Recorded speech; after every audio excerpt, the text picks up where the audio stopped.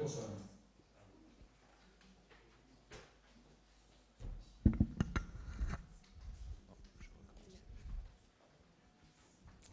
Bien, je suis heureux et doublement heureux, puisque je me répète, d'accueillir ce soir Alexander Nagel au nom du LabEx. Il y a un des 3 professeurs invités ce printemps par le LabEx, et je salue la présence d'Anna Magaliesh aussi, qui est un autre professeur invité que vous aurez le plaisir d'écouter d'ici une semaine, lundi prochain, à la même heure et ailleurs. Et Alexander Nagel est professeur à l'Institute of Fine Arts, l'Institut des Beaux-Arts de New York University, depuis un certain nombre d'années maintenant. Il est d'abord, je dirais, historien de la Renaissance. Ses premiers travaux ont porté, et ça suffit pour identifier les choses, je crois, porté sur Michel-Ange et Raphaël. On ne peut pas s'identifier davantage avec la grande Renaissance, je crois, qu'en démarrant avec ces artistes. Mais c'est quelqu'un qui, contrairement peut-être à ce que pourraient laisser entendre les 2 noms que je viens de prononcer, a beaucoup travaillé depuis qu'il a commencé ses recherches à modifier l'image que nous avons et qu'a l'histoire de l'art de la Renaissance, en particulier en s'intéressant à ce que j'appellerais, en reprenant son expression, les temporalités plurielles de l'œuvre d'art, qui l'ont amené à travailler d'abord sur les œuvres de la Renaissance, sur la façon dont elles pouvaient intégrer d'autres périodes, l'art d'autres périodes que celle de la Renaissance elle-même, du contemporain, de l'époque, contrairement à beaucoup d'idées reçues sur ce qu'était la Renaissance. Et puis ça l'a amené à travailler de façon plus générale sur, je dirais, la temporalité plurielle des œuvres d'art, y compris aujourd'hui, au XXe siècle et au XXIe siècle, en particulier dans un livre qui est paru il y a maintenant presque 2 ans, qui s'appelle Medieval Modern, un moderne médiéval, et qui s'interroge sur la présence dans le courant du XXe siècle et aujourd'hui du Moyen-Âge sous des formes très différentes, aussi bien formelles que de philosophie de l'image. Il avait auparavant publié un autre livre que je voudrais mentionner puisqu'il est en cours de traduction en français, Anachronic Renaissance, Renaissance anachronique, et qui lui fait porter justement sur les objets de la Renaissance cette question de l'anachronisme en histoire, et d'une façon inédite, qui a déjà provoqué beaucoup de débats dans le secteur. Alors, les professeurs invités par le LabEx sont invités à cause de l'aspect pionnier de leurs travaux, mais un des aspects intéressants de l'invitation, je crois, c'est aussi de leur proposer, puisqu'ils ont déjà beaucoup expérimenté dans leurs recherches, d'expérimenter aussi avec la forme de la conférence. Et ce soir, c'est ce qu'Alexander Nagel va faire. Et je n'ai que trop longtemps parlé, donc je vais me taire et vous proposer d'écouter ce qui suit.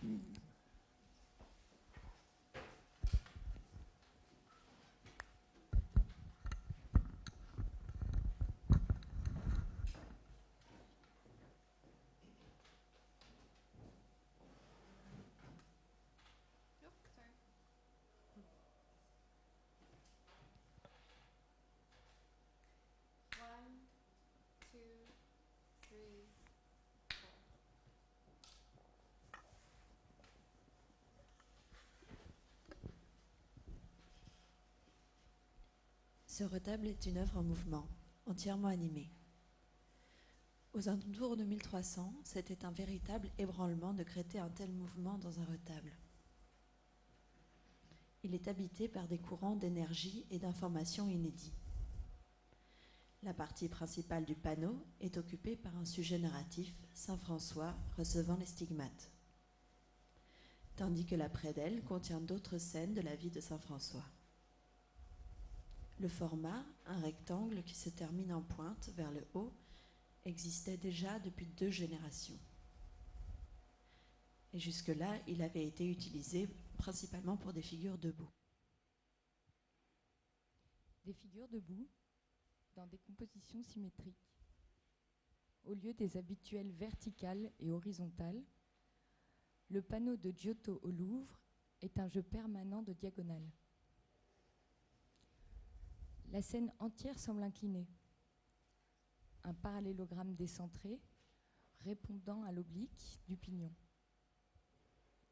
Chacune des scènes, la principale, mais aussi les scènes auxiliaires, manifeste un mouvement de communication, de transmission, et dans chaque occurrence, ce mouvement se situe sur une diagonale. La connubitation ne s'établit jamais. Les 2 parties impliquées ne sont jamais sur un même plan. Un changement de registre s'opère quand une espèce rencontre une autre, ou lorsqu'une personne s'adresse à une autre personne. Sans même connaître l'histoire, nous savons que Saint François arrive à point nommé. La colonne s'était rompue, mais avant que le bâtiment ait le temps de s'effondrer, Saint François était là pour le soutenir. Je ne connais pas l'histoire. À mes yeux, il semble que si Saint François n'était pas là, l'église s'écroulerait sur la chambre de la figure endormie à droite. Saint Pierre, vêtu de jaune et de bleu, se tient au-dessus du pape endormi. D'un geste de la main, il indique Saint François soutenant l'église.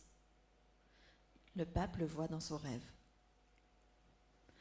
Jésus appelait Pierre, la pierre sur laquelle l'église serait bâtie. Mais à présent, cette première fondation est menacée. Il lui faut un nouveau soutien. Jésus-Christ sur la façade en appelle à Saint-Pierre, qui se tient près du pape. La silhouette horizontale du pape endormi relie ce dernier à Saint François, qui lui-même regarde le Christ. Les messages circulent suivant un parcours rectangulaire. Ces communications ne sont pas directes. Elles sont relayées, elles franchissent des frontières. Saint-Pierre est une apparition, Saint François soutenant l'Église est un rêve, et le pape et ses serviteurs sont endormis. Le Christ et les anges sont des représentations, probablement une mosaïque sur la façade de l'Église. Tous se trouvent dans des états différents et tous sont représentés à des échelles différentes. La figure la plus grande est celle de l'apparition de Saint Pierre. Puis viennent le pape et ses serviteurs, plus petits que ce dernier. Puis Saint François, légèrement plus petit que le pape lui aussi. Et au-dessus de lui se trouvent les plus petites figures de cette composition, celle du Christ et des anges. Le Christ et les anges sont minuscules comparés à la figure herculéenne de Saint François. Et pourtant, nous savons qu'il ne s'agit que d'une apparence. Nous savons que le Christ est encore bien plus grand que Saint François. Les proportions du rêve ne sont pas ce qu'elles semblent, et ici le rêve est une allégorie. Même la présence de l'image du Christ sur la façade n'était pas suffisante pour protéger l'Église. 12 siècles sont passés entre l'époque du Christ et celle de Saint François. L'Église, autrefois solide, menace de tomber en ruine. La simplicité et la dignité de la vieille Église, tout en ligne droite, contrastent avec la chambre richement ornée du pape, avec ses décorations voyantes et ses draperies somptueuses. Le rideau du lit est tiré, enroulé autour de la colonne, symbolisant la révélation. Le rideau au fond de la pièce ondule et se plisse au point que ses carreaux se chevauchent presque. Les surfaces sont mouvantes, les limites instables, la vision normale est transfigurée. La main gantée blanc du pape tient un ornement, une fleur, une blessure précieuse brodée sur le gant.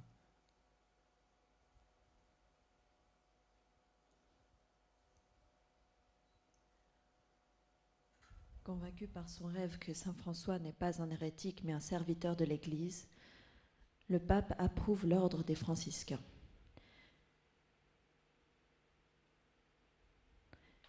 Il s'agit d'une conception nouvelle et moderne de la vie monastique.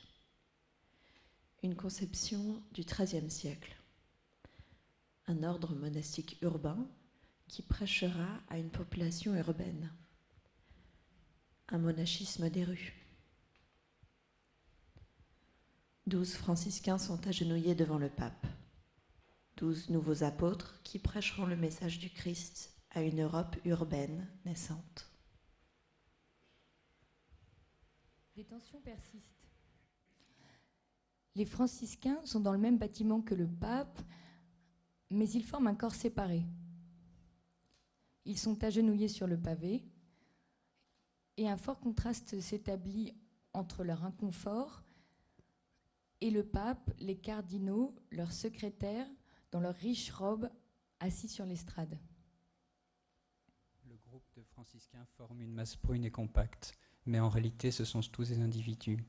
Chaque visage est différent. Les cardinaux et le pape semblent identiques. Les deux secrétaires barbus se ressemblent, mais chaque franciscain a un visage aux traits individualisés, une expression individualisée. La promulgation de la règle n'abolit pas les différences.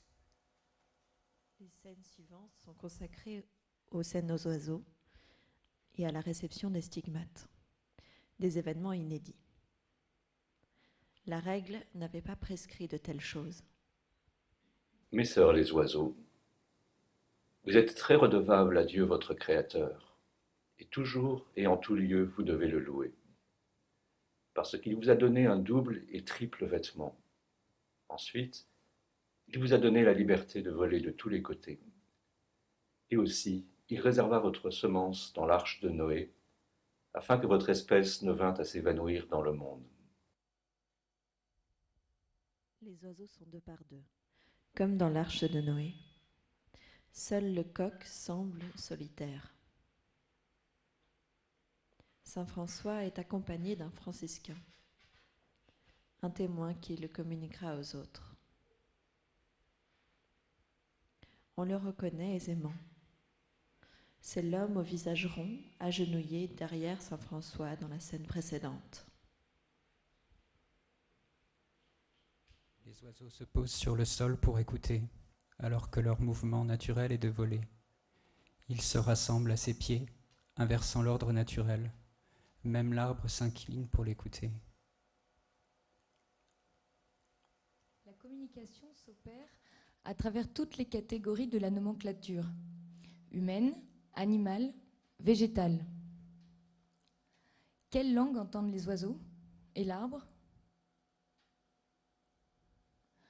L'arbre, à droite de la prédelle, s'incline vers le centre, dans un mouvement qui semble faire écho à l'église tombante vers la droite dans la première scène, à gauche du panneau. Dans la première scène, saint François se penche en arrière et regarde vers la figure du Christ sur la façade. Tandis que, comme au contrepoint, dans la dernière scène, il se penche en avant, vers les oiseaux. Au-dessus, dans la scène principale, qui occupe presque tout le panneau, il se penche de nouveau en arrière et regarde de nouveau vers le Christ.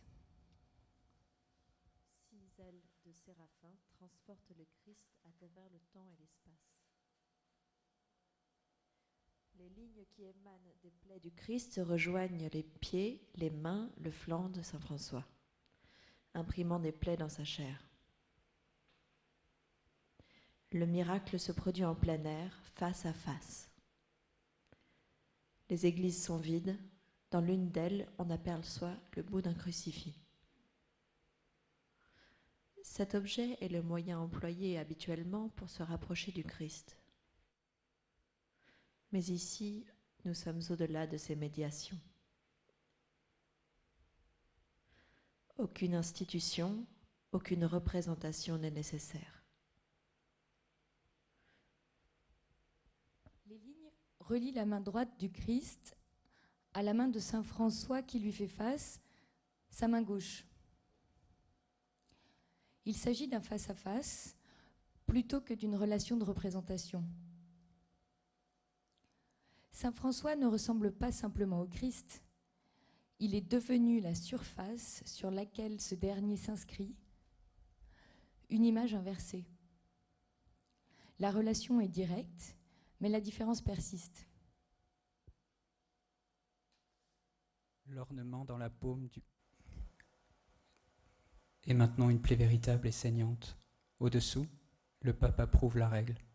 Mais ici, saint François reçoit les signes d'approbation, marqués au sang. Les oiseaux ne sont... Mais un très grand oiseau plane au-dessus de lui, comme une marque, au-delà du langage. L'arbre de la scène aux oiseaux, les 5 arbres correspondent aux 5 plaies florissantes. Saint François est mort en 1226, seulement quelques générations avant que cette œuvre ne soit peinte. Tout ceci relève d'une iconographie encore nouvelle, encore en train de se faire. Les innovations de saint François trouvent leur pendant dans celles de Giotto. Les 4 scènes présentent divers degrés de médiation. Dans la scène du rêve, les corps apparaissent dans divers médias. Le pape et ses serviteurs occupent l'espace. Saint François apparaît dans un rêve. Saint Pierre est une apparition. Et le Christ et les anges apparaissent sous la forme d'une image. La communication s'opère à travers cette diversité de médias. Dans la scène de l'approbation de la règle, les médiations sont réduites, puisque le pape fait face à saint François et à ses frères. La communication s'opère à travers un document qui déterminera la vie des frères pour les siècles à venir.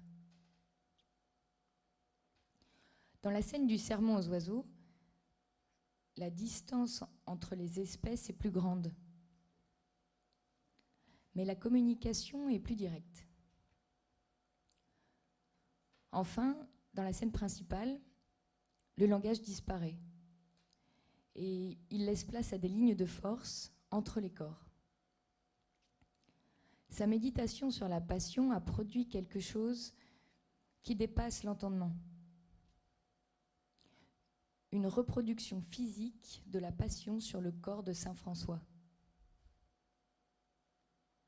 À travers ces 4 scènes, on se débarrasse progressivement des médiations. Dans chaque communication, il y a quelque chose qui reste, qui ne passe pas. Mais ce qui n'est pas communiqué peut aussi être transféré, même si sa signification reste inexpliquée. Peut-être est-ce ainsi qu'il est possible d'opérer des transferts, d'une culture à l'autre, d'une espèce à l'autre, d'une époque à l'autre. Le panneau est entouré d'une bordure couleur de terre, couverte d'écriture. Une écriture illisible, ressemblante à l'écriture Pagspa, utilisée alors dans l'Empire mongol. Le tableau entier est scellé par cette écriture inintelligible. Peut-être que l'œuvre entière est un rêve, une règle, ou un message aux oiseaux, un message qui s'efforce de se faire comprendre, mais qui restera toujours inintelligible.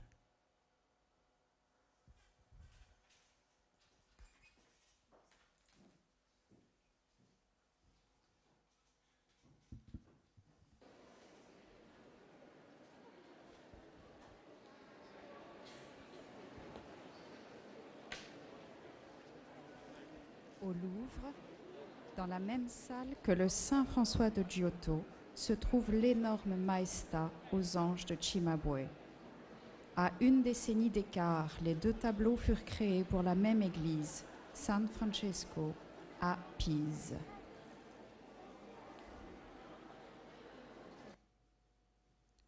Il faut s'imaginer la Maestà de Cimabue sur le maître-autel principal et Saint François recevant les stigmates sur un autel dans le transept gauche, à quelques chapelles du chœur.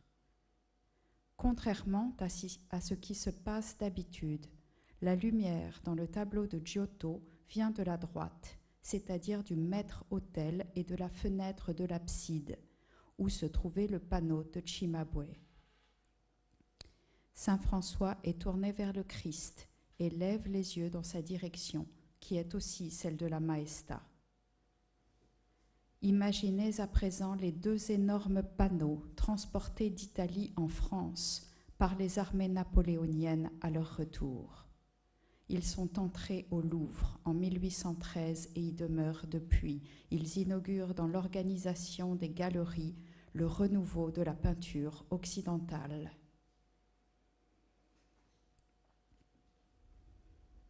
Si le Saint François de Giotto est tout en mouvement grâce à un ensemble de médiations dans et à travers le temps, la Maestà de Cimabue est une machine massive qui se meut d'un bloc. Les anges empoignent le trône et le soulèvent miraculeusement alors qu'ils s'appuient dessus. Il semble aller de soi que tout a un poids et un corps. Même les auréoles des anges sont équipées de supports qui les soutiennent. Le trône est un meuble lourd, couvert de moulures et d'ornements, et pourtant il flotte. Le tableau de Giotto relève d'une temporalité complexe. Il est pris dans les mouvements de son temps. Celui de Cimabue est suspendu hors du temps. Il ne peut exister que dans une relation de rupture avec le temps. Dans les galeries du Louvre, c'est une énorme anomalie. Il ne convient pas d'appeler la Maestà belle ou même impressionnante. Elle refuse de rester dans son époque, à des moments inattendus, dans des contextes sans rapport les uns avec les autres. L'énorme machine se réactive. Il y a deux manières de penser, ou accepter telles qu'elles sont en usage les idées et les associations d'idées, ou se livrer pour son compte personnel à de nouvelles associations et, ce qui est plus rare, à d'originales dissociations d'idées. Il s'agit ou d'imaginer des rapports nouveaux entre les vieilles idées, les vieilles images, ou de séparer les vieilles idées, les vieilles images unies par la tradition, de les considérer une à une, quitte à les remarier et à ordonner une infinité de couples nouveaux qu'une nouvelle opération désunira encore jusqu'à la formation toujours équivoque et fragile de nouveaux liens. Les anges montent, le trône est repoussé vers le bas, et l'ensemble des 8 visages, la Vierge, l'enfant et les 6 anges, regardent vers le spectateur.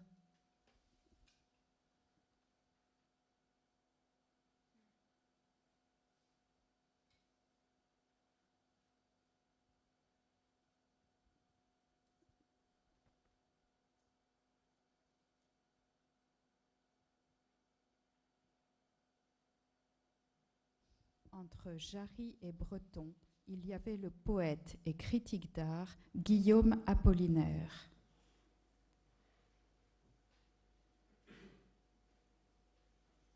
De même que l'on avait promené une œuvre de Cimabue, notre siècle a vu promener triomphalement, pour être mené aux arts et métiers, l'aéroplan de Blériot, tout chargé d'humanité, d'efforts millénaires, d'art nécessaires.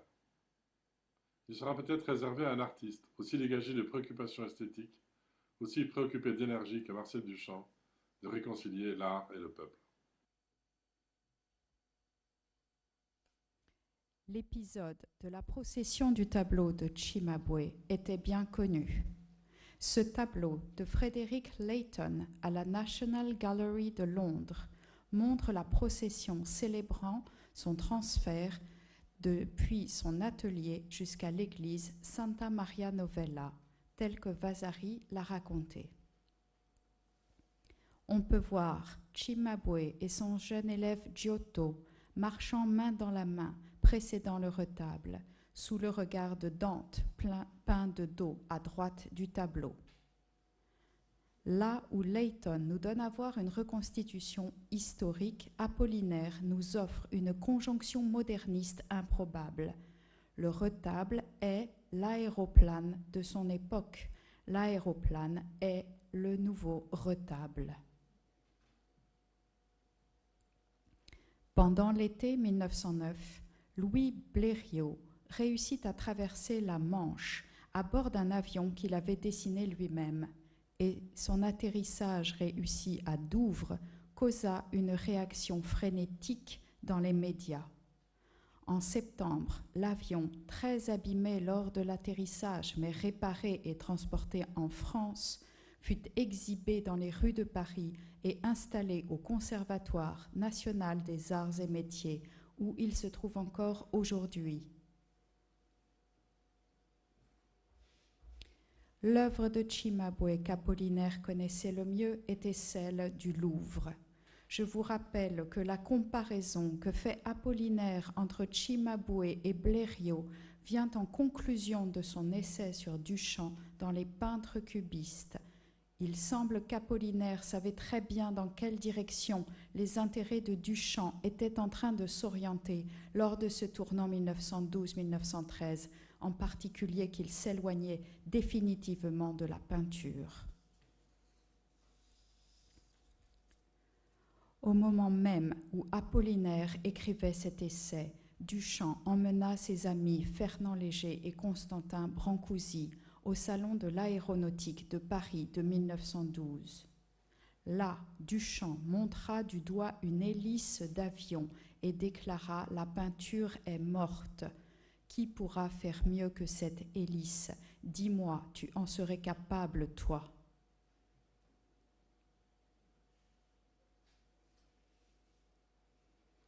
Mais qu'est-ce qui relie le retable et l'avion?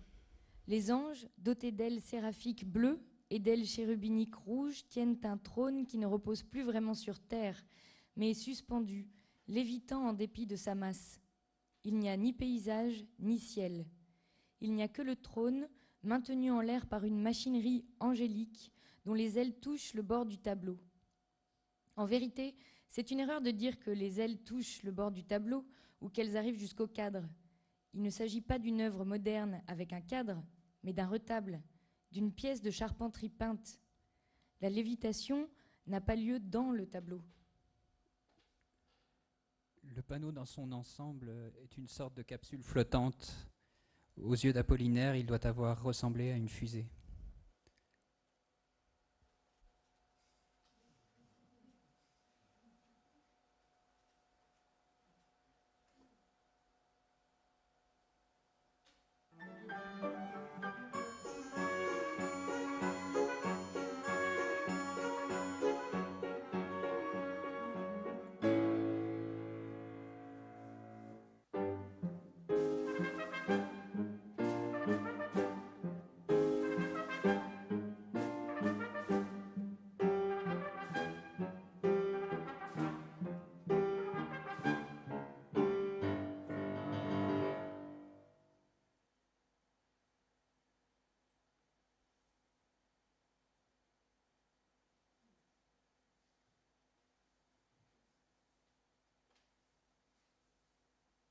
Montrouge, gare de l'Est, métro nord-sud, bateau-mouche, monde, tout est halo, profondeur.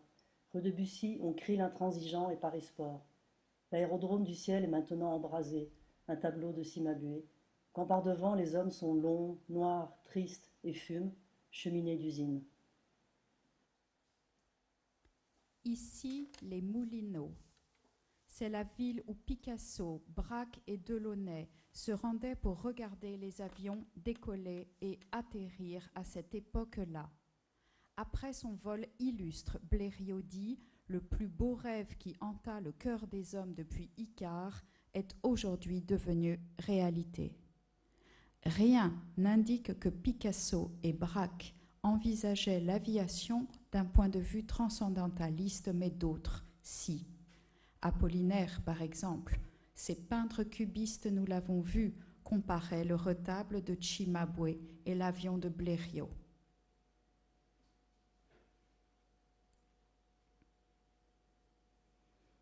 Et puis, il y a son célèbre poème « Zone », aussi publié en 1913, qui compare le Christ aux aviateurs.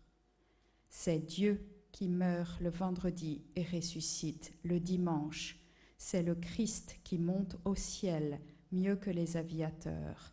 Il détient le record du monde pour la hauteur, pupille Christ de l'œil. 20e pupille des siècles, il sait y faire et changer en oiseau ce siècle, comme Jésus monte dans l'air. Les diables dans les abîmes lèvent la tête pour le regarder, ils disent qu'il imite Simon, mage en Judée. Il crie qu'il sait voler, qu'on l'appelle voleur, les anges voltigent autour du joli voltigeur. Icare, Enoch, Élie, Apollonius de Tyane flottent autour du premier aéroplane. Ils s'écartent parfois pour laisser passer ceux qui portent la sainte Eucharistie, ces prêtres qui montent éternellement en élevant l'hostie. L'avion se pose enfin sans refermer les ailes.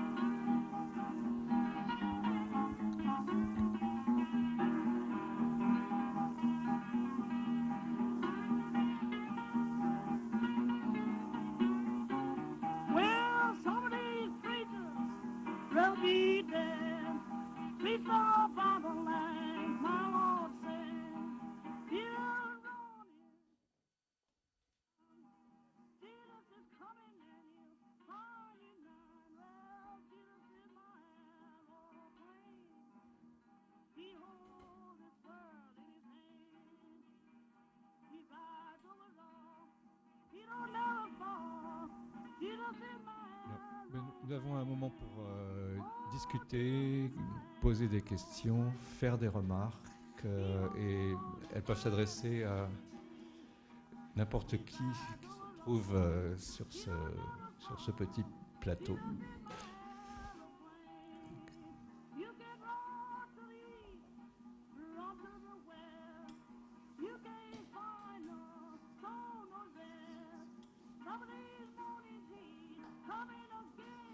Juste pour romper le ghiaccio, j'ai pas de son. Allô? Juste pour poser une première question, d'abord remercier, c'était vraiment délicieux. J'ai trouvé très intéressant le partage de voix. Et par moment, il me semblait qu'il y avait parmi une des voix, c'était l'histoire de l'art. Au moins une. Est-ce que c'est un peu comme ça que vous avez réfléchi?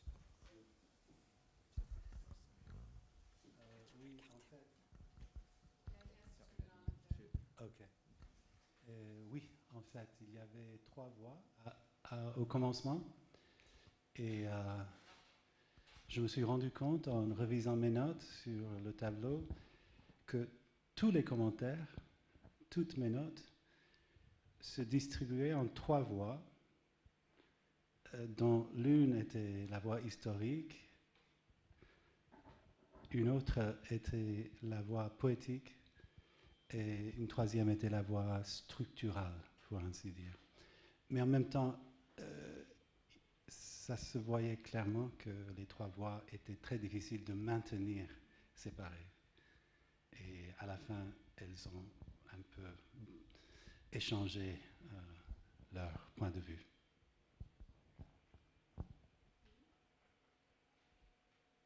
Merci beaucoup. Moi aussi, j'ai été très frappé, notamment par ces translations multiples. Je pense qu'on pourrait aussi considérer qu'en fait, le grand tableau, la grande pala de Cimabue a elle-même beaucoup volé dans le Louvre, parce qu'elle n'a pas toujours été à cette place-là. Et je me souviens de Giacometti qui disait que à un moment donné, et c'était dans les années 50, ce grand tableau avait été mis dans l'escalier. Et il trouvait ça absolument terrible parce qu'il disait, mais voilà, aujourd'hui on ne considère plus cette œuvre à sa place. Donc ce serait aussi intéressant de rajouter dans votre voyage, à l'intérieur même de l'institution, conçu comme un aérodrome, parce qu'au fond, c'est ce que sont nos musées aujourd'hui, c'est-à-dire les choses bougent, beaucoup plus qu'on ne le pense, comme une sorte de voyage à l'intérieur même de cet aéroplane blindé, si je reprends l'expression de Higelin, qui est le musée. Je vous remercie du renseignement, c'est très intéressant. Et je dirais même convenable que le retable soit hors des galeries. Parce qu'en même temps, quand il est dans la galerie, ça ne convient pas, ça ne tient pas, en fait. L'escalier peut-être est mieux, mais c'est intéressant comme épisode. En fait, le muséum, dans les dernières 30 années, est devenu vraiment aéroport à cause des expositions temporaires qui sont devenues une condition normale de la visite au musée.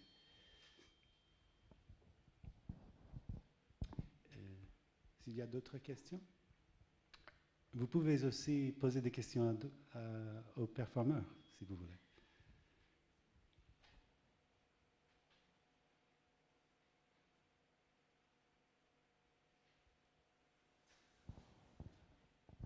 Est-ce qu'il y a...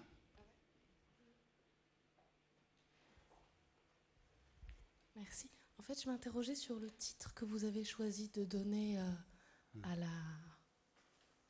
conf performance, avec le verre, l'eau et le miroir, donc un peu 3 surfaces de réflexion éventuelles, mais qui peuvent parfaitement déformer un reflet. Je me demandais aussi si c'était un signe vers du champ ou... Non, c'est en fait un vers, ou pas un vers, mais une phrase de Ezra Pound, le poète américain. Il y a tellement de connexions quand on commence à travailler comme ça, c'est facile de voir que c'est très difficile de fixer le cadre.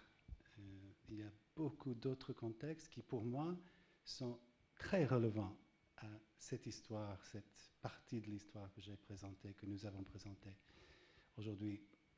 Et pour moi, Pound, quand il traduit et commente les vers de Cavalcanti, qui est contemporain de Cimabue, exactement contemporain, et vraiment dans ce monde.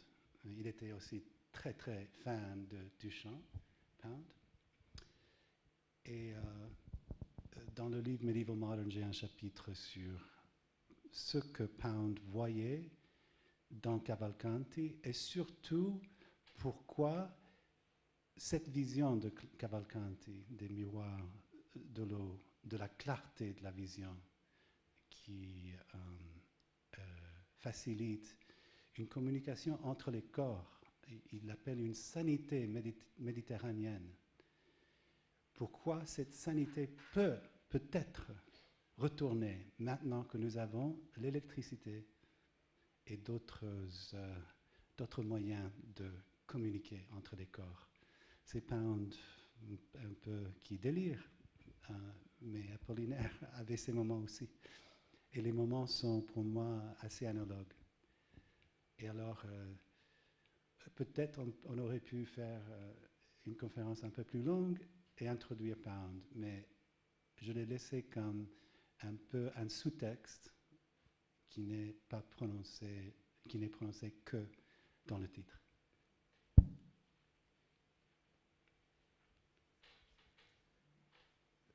Je vais te poser une question un peu lourde, et c'est un peu dommage parce que ça serait bien de rester dans la légèreté de l'objet, mais comme ça, juste pour le plaisir de discuter sur la méthode. Donc, l'association, dissociation d'idées, à quelles conditions, dans un cadre qui reste quand même au moins en partie lié à des objectifs heuristiques, donc de plus grande intelligibilité.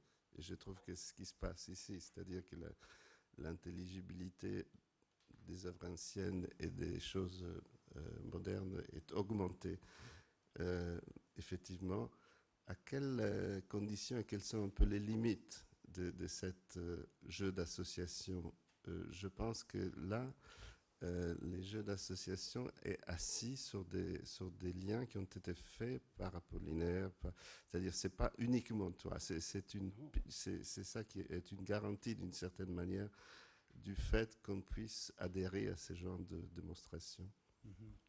C'est une bonne question. Je ne vais pas pouvoir répondre de manière satisfaisante, mais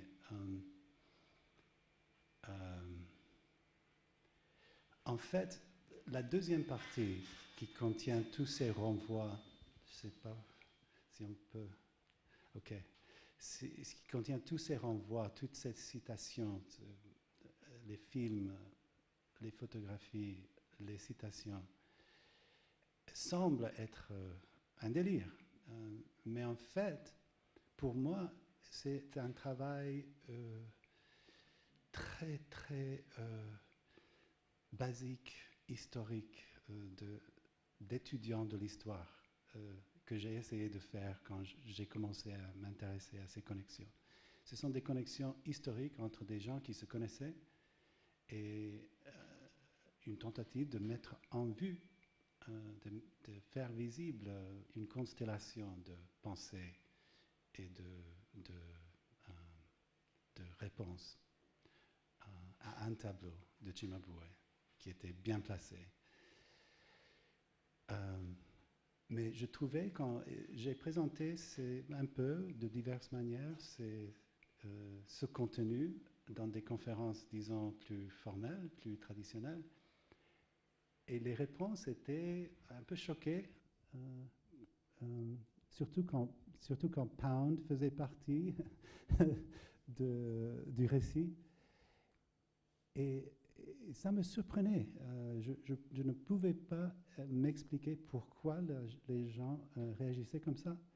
Quand, pour moi, c'était des faits historiques, c'était des idées qu'on a eues autrefois et que l'historien essaie de mettre au clair. Ça m'intéresse. Pourquoi on le voit comme ça? Et alors j'ai essayé de le faire de cette manière pour voir si ça change un peu la chose. Je ne sais pas si ça change rien, mais oui. Si je continue à faire des expériences de ce type, ça ne serait pas pour aller dans la direction de l'art. Ce n'est pas le but. En fait, c'est une méthode qu'on élabore. Ça, c'était la première fois que j'ai essayé de faire une telle chose. Et ça avait ses problèmes. Mais c'est une tentative vraiment de suivre l'histoire, de passer à travers le miroir de l'historisme, d'aller au fond avec l'historisme. C'est un peu ça le but, voir ce qui se passe quand on fait ça.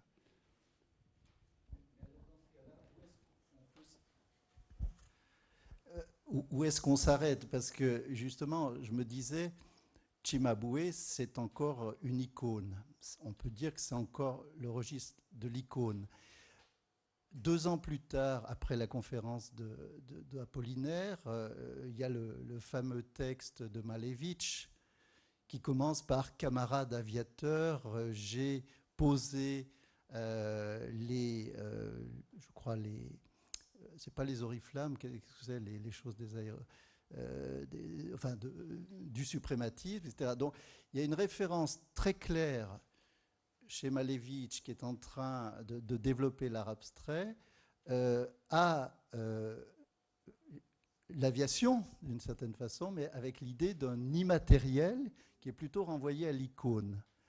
Alors que, d'un autre côté, chez Apollinaire, adepte d'une certaine machine, d'une certaine œuvre d'art comme machine, comme œuvre d'art animée, qui va développer juste après dans sa conférence sur la sculpture aujourd'hui, juste où il a à peu près les mêmes délires fabuleux, lui se réfère à Giotto, en qui on voit le début du grand cycle narratif qui est celui de la peinture narrative. D'une certaine façon, après, ce qu'il y a de merveilleux dans votre approche, c'est que ça enclenche, si j'ose dire, ça amorce des possibles. Et en poursuivant ces pluralités temporelles et ces recroisements, j'y vois aussi des démarches parallèles, j'y vois aussi des ouvertures possibles. Vous voyez, parce que Malevich, d'un seul coup, apparaît clairement là, dans l'escalier en face de Cimabue, peut-être. Et c'est ça qui me paraît intéressant dans la méthode. C'était juste un complément, peut-être. Merci, je le prends comme un commentaire. Merci. Est-ce que les performeurs ont une réponse à l'expérience qu'ils veulent partager? Ouais, c'était peut-être plus une question.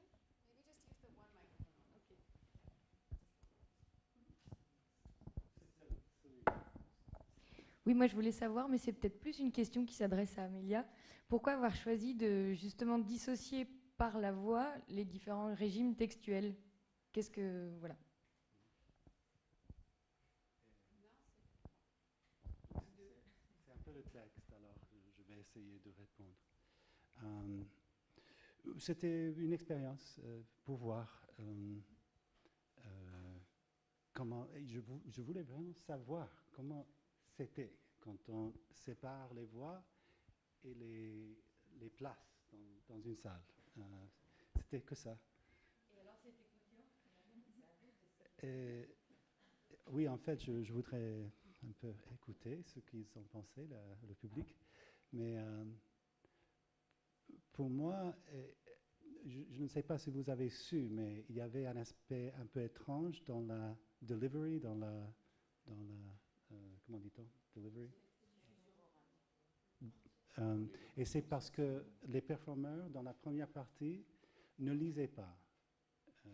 Ils avaient dans l'oreille un enregistrement d'eux-mêmes et ils reproduisaient à l'instant, simultanément ou presque, ces paroles. Et alors il y avait un aspect un peu onérique, vous l'avez noté peut-être, dans le dire. Et je le trouvais très étrange. Et il y a eu, comme on a attendu d'ailleurs, il y a eu des branchements, des moments de non-communication, des moments de perte de parole. Et ça aussi m'a plu, ça m'a intéressé. Si c'était trop, et ça, là on peut parler des limites. Si ça allait trop loin dans vers l'incommunicabilité, ça aurait été une faillite pour moi. Mais un peu, c'était ouvrir le processus, le faire plus palpable. C'était un autre effet miroir. Non, je disais que c'était un autre effet miroir. Il y avait cette... nous, on avait l'enregistrement de base, et vous n'aviez que la surface, en fait, de la chose. Donc c'était un peu un travail de surface, en fait. Ouais. Enfin, moi, j'ai vraiment eu cette lecture-là, en fait, de l'exercice, plutôt que de dissocier. Enfin, la dissociation dans l'espace était une chose, mais cet effet miroir, des mots qui reprennent leurs propres mots, pour moi, c'était vraiment lié à l'organisation, à la désorganisation du langage qui se sape lui-même. Enfin, je voyais un rapport direct à la peinture, dans le sens où Giotto organise, et l'organisation de la surface fait partie des grandes questions de la peinture, jusqu'à Malevich, dont on parlait tout à l'heure. Très intéressant, merci. Je dois dire que cette idée de cette dramaturgie était l'invention d'Amelia Soll, qui est ici. C'était une collaboration. J'ai écrit majeurement le texte avec son aide, et la staging, comment dit-on? La mise en scène. Et l'aspect, la poésie technologique a été celle d'Amelia.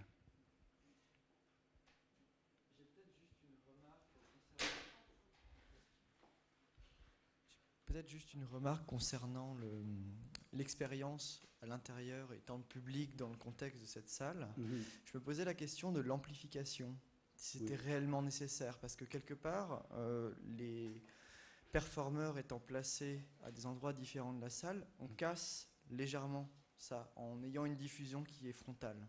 Et donc peut-être que dans le contexte de cette salle, ou dans le contexte d'une plus petite salle, ça serait intéressant d'essayer justement avec une voix naturelle, pour voir, éviter peut-être aussi les petites variations de volume, ce genre de choses. Oui, je sais pas. Oui. On n'espérait pas, merci, on n'espérait pas en fait cette lenteur de prise du son. Et pour moi, c'était un peu un problème. Mais au-delà de ça, ça aurait permis de faire sentir l'espace peut-être aussi plus... Oui, oui. Enfin, je sais pas. Je suis d'accord.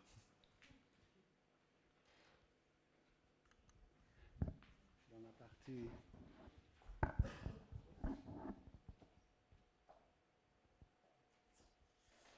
Alors moi je me demandais si vous aviez comment vous avez préparé un peu du coup une conférence comme celle-là, une conférence performance. Est-ce que vous avez beaucoup préparé à l'avance ou pas beaucoup? Comment ça s'est passé? Ce sont des idées qui viennent d'un peu loin en fait. Je ne sais pas quand j'ai commencé à penser du Cimabue dans ces divers contextes. Mais la partie de Saint-François, ça a été vraiment le don d'être ici à Paris. Chaque fois que je viens à Paris, je vais voir le Giotto. Et cette fois-ci, dans la compagnie d'Amelia Soll, on a commencé. Amelia Soll n'est pas historien de l'art. Et j'allais commencer à narrer le tableau comme bon professeur de l'histoire de l'art. Elle a dit, mais laisse-moi le raconter comme je le vois. Et elle a commencé à raconter un tableau fascinant, outre l'iconographie, pour ainsi dire. Et c'était merveilleux. Et on a pris les notes et on a essayé de compiler les notes. Et les trois voix sont émergées. Et comme ça.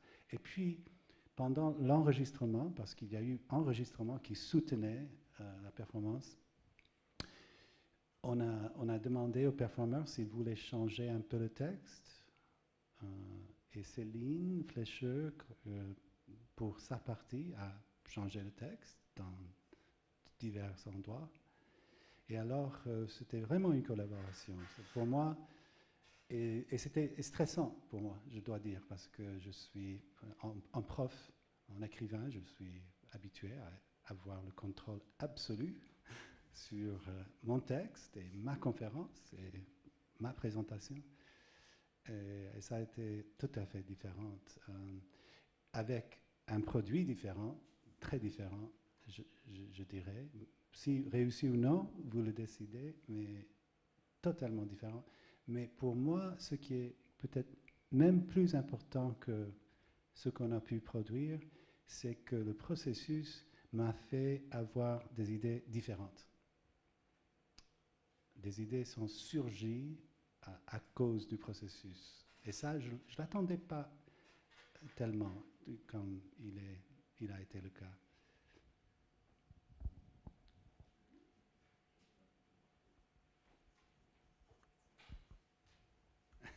Je parle beaucoup trop, mais j'étais passionné vraiment. Je pensais à la question telle que Jean-Philippe l'avait posée sur la forme conférence, qui souvent, surtout dans les domaines de l'histoire de l'art, est faite par une seule voix d'auteur autoritaire, qui, surtout dans certaines traditions, doit, d'une certaine manière, l'analyse doit se fermer à un moment donné, doit être exhaustive, doit être convaincante, et la bonne est la seule. Là, je trouvais que la forme que vous avez choisie est une manière aussi de parler de ça, c'est-à-dire de parler de la position d'auteur et d'une certaine manière de la compliquer, de la partager. Ça, c'est une première remarque. La deuxième, c'est que parmi ces voix, il y en avait qui venaient d'ailleurs, c'est-à-dire enregistrées. Il y avait des voix qui étaient des voix d'ailleurs.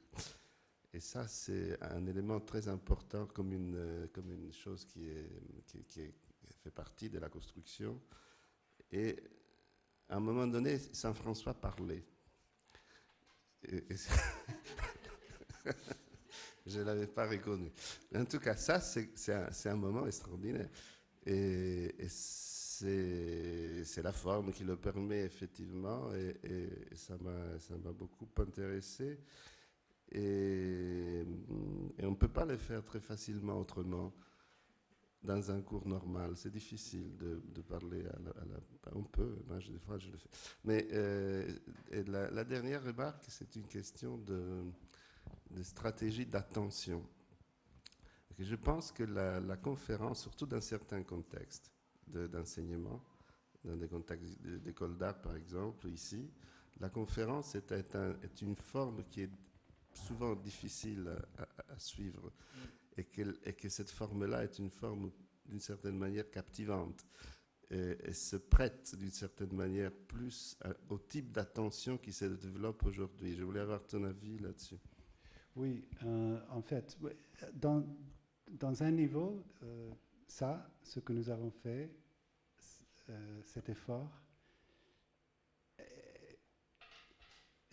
est conséquence du fait que j'en ai marre un peu des conférences. J'en ai fait beaucoup et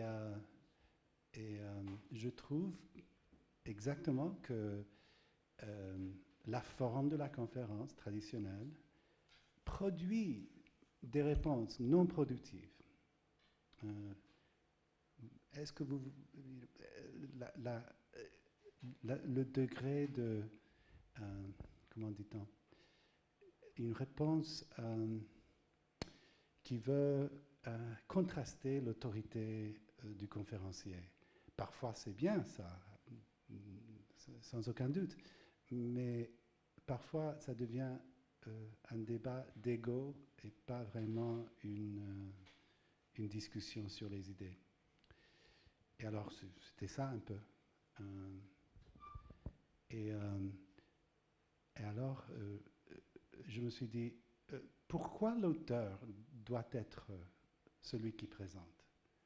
Pourquoi pas dissocier l'auteur de l'œuvre? Ça me semble worth trying. Ça mérite d'être essayé. Je ne sais pas si... Je suis à côté d'un collègue, un ami qui a joué beaucoup, qui a expérimenté beaucoup avec les fonds des conférences, des performances. Je ne sais pas si tu as une réponse aussi. fait, déjà, je parlerai volontiers du... Enfin, parce que moi, j'ai eu la chance d'enregistrer ma contribution et de pouvoir être dans le public ce soir et donc d'écouter de façon tout à fait décontractée. Et je reviendrai volontiers sur quelque chose dont on a parlé tout à l'heure, à savoir la différence entre le fait que dans la deuxième partie, il y avait toutes ces voix de Apollinaire, Pound, Rémy de Gourmont, et de la façon dont ça changeait leur mode d'intervention, puisque finalement, à partir du moment où ils ne sont plus là comme des sortes de notes de bas de page dans l'histoire de l'art, comme des gens qui viendraient justement assurer, hein, comme vous l'avez dit tout à l'heure, donner le droit de délirer, puisque ce délire est historique. Hein, il y aurait un peu ça, cette idée que j'ai le droit de dire ça, puisque Apollinaire l'a dit avant, et que je peux toujours m'abriter derrière. Et pour moi, le plaisir que j'ai eu tout à l'heure, c'était d'entendre ces voix, non pas comme des notes de bas de page, ou des témoins, des grands témoins, mais plutôt comme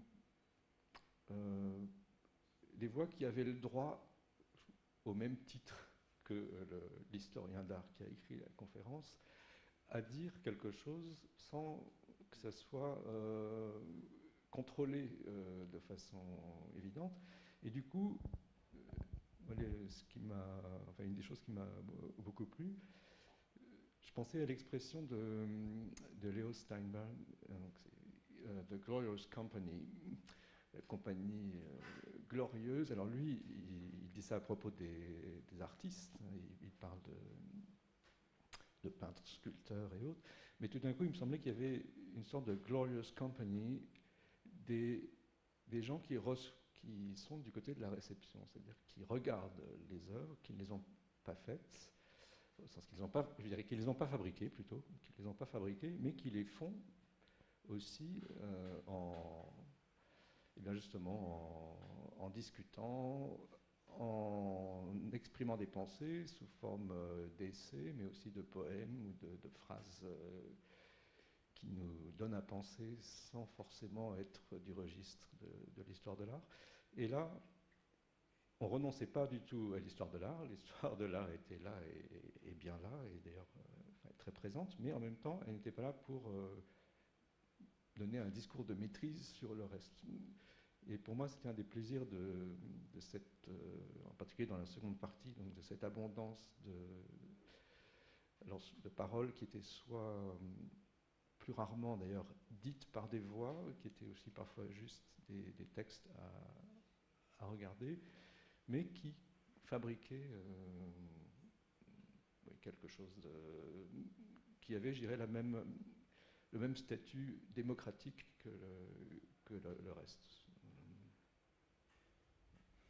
C'était en fait un peu une typologie des modes de présentation, cette performance, peut-être un peu trop complète. Il y avait chez Céline la conférencière qui cite le poème, par exemple. Il y avait les voix enregistrées, il y a un peu, l'idée était qu'ils venaient d'ailleurs, qu'ils étaient des voix rapportées.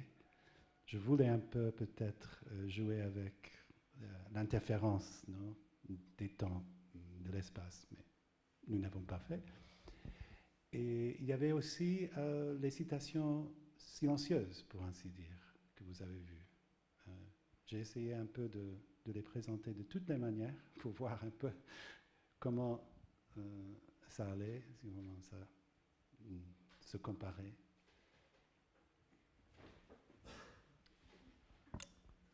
Je ne sais pas si je vais être claire, mais ce qui m'a beaucoup fasciné maintenant, c'était justement la façon dont on peut apprendre l'histoire de l'art. Parce qu'on est dans un monde où cet après-midi, on était en visite dans les galeries et à un bon moment donné, au Centre Pompidou, oui. Et à un moment donné, il me manquait quelque chose que j'ai immédiatement pensé à aller à la Wi-Fi et trouver, etc., pour montrer aux étudiants, par exemple. Non? Et donc, je pense, comment est-ce que vous penseriez, par exemple, d'employer ça pour l'enseignement d'histoire de l'art? Parce qu'il y a là une chose très importante, je crois, que c'est le vrai sens de l'œuvre. Que parfois, je ne sais pas si, bon, les vrais sens, bon, mais les sens le plus, qui n'est pas seulement ce sens rationalisé par les discours d'histoire de l'art, etc., mais c'est vraiment une expérience qui cherche de revenir ou de donner le sens d'une expérience devant l'œuvre, qui parfois, même si on est dans les galeries aujourd'hui, les gens n'ont pas. Donc, Ok, c'est une bonne question. Et quand je dis que de nouvelles idées sont surgies à cause de cette expérience de la dernière semaine, vraiment, ça a été un peu une révolution pour moi. Et j'ai eu des idées un peu délirantes sur le futur de l'enseignement, pour moi, le futur des conférences professionnelles et le futur de l'écriture. Comment dois-je écrire? Parce que ça provoque une diverse manière d'écrire. En fait, ça a été un peu conservateur. Je n'ai pas écrit si différemment pour ce texte, mais un peu différemment, et ça peut aller en avant. Et l'idée que j'ai eue, je ne sais pas si ça va se faire, mais est que le livre, s'il y a un livre, mon prochain livre, ça serait un peu un document qui sera précédé par des performances live, comme ça, et du travail avec vidéo, du travail d'œuvre, œuvre visuelle, qui peut être enregistré et joué. C'est-à-dire vidéo, son, mais œuvre qui peut être transportée, performance, et à la fin, peut-être un livre qui serait un livre dépendant des autres contextes, marqué par les autres contextes. C'est un peu ça que je vise maintenant. Merci pour la question.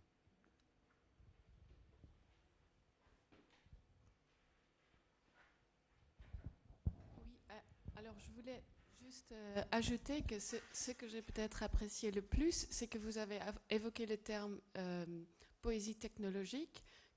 Donc la forme de la conférence correspondait tout à fait non seulement à la structure que vous avez proposée, mais aussi au contenu, parce que vous avez évoqué, fait cette analogie entre l'avion et l'icône dont on vient de parler. Mais je voulais juste revenir sur ça, sur le plan du contenu, si vous me permettez, parce que je me disais, vous avez aussi même intégré une chanson à la fin, c'était très, très beau. Mais c'était une chanson américaine des années 30 dans laquelle donc cette analogie Christ-avion perdure. Cela m'a fait penser, je viens d'Amsterdam et il y a un petit problème à Amsterdam, c'est qu'à l'ouverture du Rijksmuseum, la pièce la plus chère qu'on a, la pièce de résistance qu'on a achetée pour cette ouverture, c'est un avion. Et c'est un avion de 1917, si je ne me trompe pas. Et ça a été présenté comme une pièce de design. Mais il y a beaucoup de discussions parce que c'est un avion qui a fonctionné dans la Grande Guerre. Donc, ma question est cela. Est-ce que l'avion en Europe, en tous les cas, après la Première Guerre mondiale, ne devient pas aussi non seulement une analogie avec le Christ, mais aussi un objet qui tue, enfin un ange noir. Et est-ce que cela, si vous parlez d'un sublime technologique que vous évoquez en fait, est-ce que cela est important pour la suite de votre pensée? Ça, on revient au problème de l'historicisme auquel je tiens beaucoup, en fait, parce que ces premières années d'enthousiasme autour des aéroplanes, cet aspect touristique, artistique, d'aller visiter les champs, les aérodromes, après un moment, ça change, la culture change, ça devient un cliché. Malevich le prend, mais déjà, ça devient un peu un cliché artistique de faire le couplage entre innovation aéronautique et innovation artistique. Et oui, ça change. Dans les années 20, c'est pas intéressant pour moi, dans le contexte de l'art visuel. Je dois dire encore, soutenant l'historicisme, la chanson de Mother McCallum a été enregistrée en 1930. On ne sait pas, moi n'étant pas expert, je ne sais pas quand la chanson a été écrite, performée dans le passé, antérieur à 1930. Mais je pense que ça a existé. Pardon.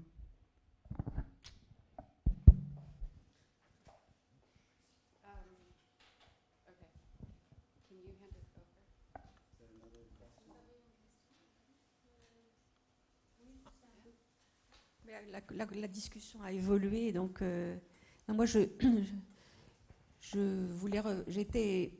quelques pensées sur cette histoire de dissocier les voix, qui est un principe théâtral, notamment lorsqu'il y a des chœurs ou certains types de relais pour donner la parole à plusieurs voix en même temps. Donc en fait un aspect polyphonique qui renvoie à la pluralité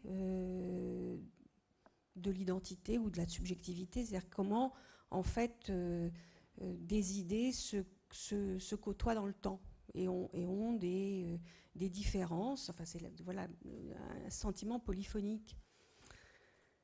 Et lorsqu'on le fait jouer sur des plans sémiotiques différents, c'est vrai qu'on a quelque chose qui rejoint, je rejoins ce que disait Madame, qui rejoint votre sujet, votre contenu, la pluralité des temps et la pluralité des voix, enfin, ou des signes.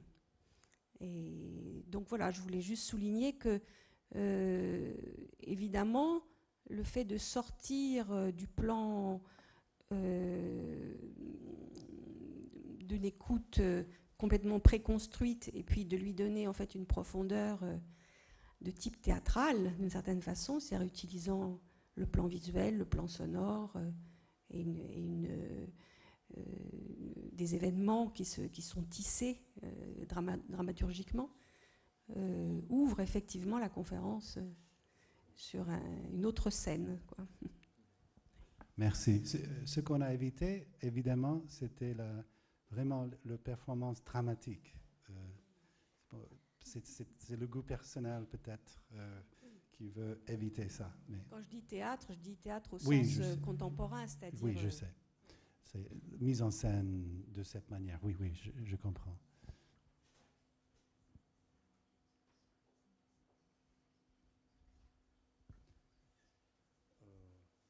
S'il n'y a pas d'autres questions, je vous remercie et je veux... ok, une autre. C'est juste pour terminer et vraiment vous remercier de cette conférence hybride, parce que quand on a eu cette idée de conférence hybride, finalement, on ne savait pas très bien ce que ça pouvait être. Et c'était une proposition aux invités. Et je dois dire que chaque fois, on a une forme étrange qui apparaît, mais je dois dire que ce soir, c'est une des plus expérimentales, des plus... vous avez vraiment joué le jeu de cette proposition de conférence hybride, et j'étais vraiment heureuse de voir une telle proposition prendre cette forme. Voilà, c'est tout. J'étais heureux de l'opportunité.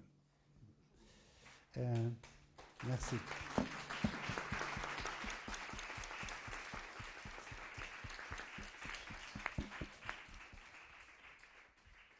Je vais juste faire une petite annonce pour dire que jeudi prochain, le séminaire, notre séminaire accueille Alexander Nagel aussi, à l'INHA, salle Walter Benjamin, de 3h à 6h, et que exceptionnellement on ouvre le séminaire. Donc si certains d'entre vous veulent venir, il y sera question aussi de mouvements différentes sortes de mouvements et de tension et d'attention, à propos cette fois-ci essentiellement de Mantegna, et en particulier de Mantegna que vous pouvez voir au Louvre, donc pas seulement sur des écrans.